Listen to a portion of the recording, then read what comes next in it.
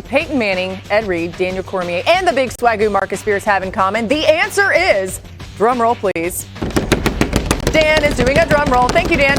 Congratulations to Marcus. He has now been named a part of the Louisiana High School Sports Hall of Fame. Hall of Famer, the big guy. We are so proud of you, and this is awesome. What a great group to be recognized in for all those other people to be with Marcus. You know what I mean? Like Peyton Manning should be honored.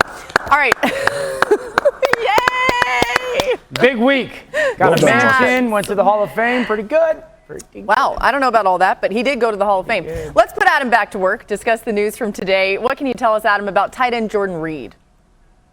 Laura, Jordan Reed told John Keim, the ESPN Washington reporter, that brain issues, concussion issues, are forcing him to retire from the game. Jordan Reed has 3 daughters, obviously wants to take an active role in watching them grow up, and had concerns about the lingering effects of the concussions that he had suffered during his playing career for Washington and San Francisco. And so Jordan Reed announced his retirement today after 8 seasons, a tremendous career for Jordan Reed. And the Pittsburgh Steelers extended Mike Tomlin by 3 more years, tying him to Pittsburgh through the 2024 season. And think about this, since 1969, the Pittsburgh Steelers have had only 3 head coaches: Chuck Noll, Bill Cowher, and Mike Tomlin, who is now poised to be in Pittsburgh for at least 3 more seasons, a well-deserved contract extension for one of the game's top coaches. Yeah, Adam, since taking over as head coach in 2007, Mike Tomlin has led the Steelers to the 3rd best win percentage in the NFL, trailing only the Patriots and Packers over that span.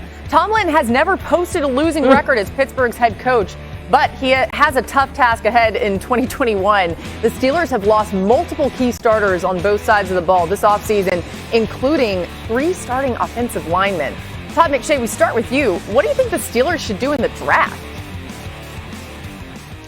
Yeah, listen, they could easily go offensive line, but I'm going to go with running back. And you know, who's their starting running back right now?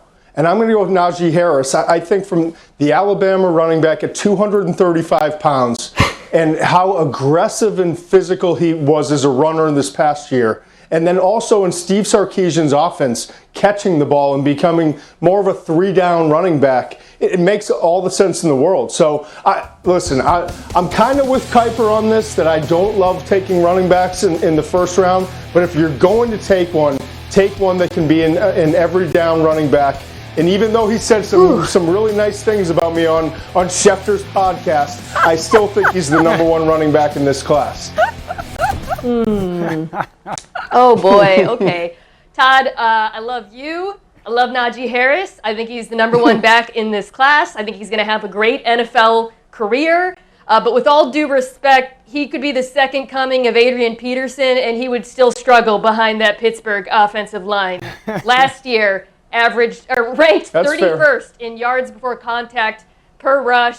Since then, Marquise Pouncey's retired. They lost Matt Failer. I don't know what's going on at left tackle. I know they like Dotson and Banner, but boy, this offensive line is a problem. Ben Roethlisberger helps them in pass pro by getting the ball out so quickly, but run blocking is such a massive issue. And I think they got to address the offensive line, or frankly, edge in the first round before they even think about looking for a running back.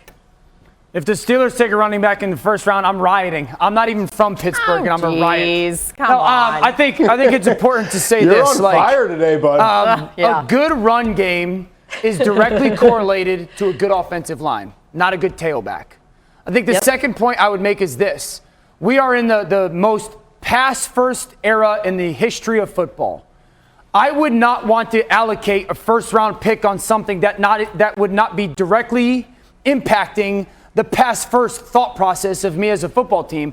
And the last thing is, I don't think Pittsburgh is a tailback away from being a good football team. I think Pittsburgh is in a very much so rebuild phase, so to speak. And they need to rebuild it at the line of scrimmage. And so while Najee Harris is a good running back, he's not a good running back in Pittsburgh. They absolutely need to rebuild their offensive line before ever thinking of getting a tailback in this draft. You know, Todd, I think the other thing about this is that Najee Harris, as you pointed out, is not just a running back, though. So I see your point and I see Mina's point, but Todd, I'll give you the last word. When you think about the way you can use him, he is really a significant portion of the passing game, no matter what offense you put him in. Yeah, and here's the other thing, Laura. All right, you can't get Penei Sewell from Oregon. You can't get Rashawn Slater. They're going to be off the board. You can't get Elijah Vera Tucker. Now you're talking about that second, third tier of offensive linemen. Christian Darrisaw from Virginia Tech is a good player, but I think a better player is Najee Harris. So you kind of have to look at your board horizontally and say which player is better in terms of value and what do we need. And listen, I know that they need offensive line. I totally understand, but I think the value is in the second round in terms of offensive linemen when you get past those first three. I'll say this, though, in response then. If the offensive linemen that we deem to be the tier 1 guys aren't there, they're better off moving then than taking a running back in the first Trade round, down, right? yeah. Yeah. Again, they're not a running back away. That's Kuiper's philosophy all the time, but you have to have a dance partner. Yeah. Someone's got to be able to dance with you, right? But I do think, the Kansas City Chiefs taking CEH last year was justified because it was an upgrade at the position and it gave them the ability to go to the next level offensively. I could sit there and justify that one. So there might be teams in this draft that you could sit there and go, okay, give me a back. I'm going to let you handle this one, Mina.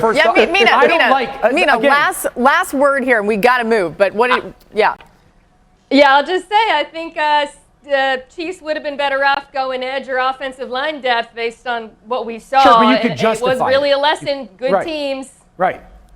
Yeah, well, at the end of the day, guys. But in retrospect, it doesn't look that great. Right, and at the end of the day, I think a lot of people just sort of assume that the Steelers have a great offensive line, and Dan, to your point, they may be in more of a rebuilding phase. So that division fascinating next season. Next on NFL Live, we're going to open Todd McShay's mailbag, answer all of the draft's biggest questions, like what big splash could the Patriots make on draft night? Is that Todd driving the mail truck? I love that. All right, Todd. Is he wearing scrubs? We're coming up next. Yeah, what's the uniform?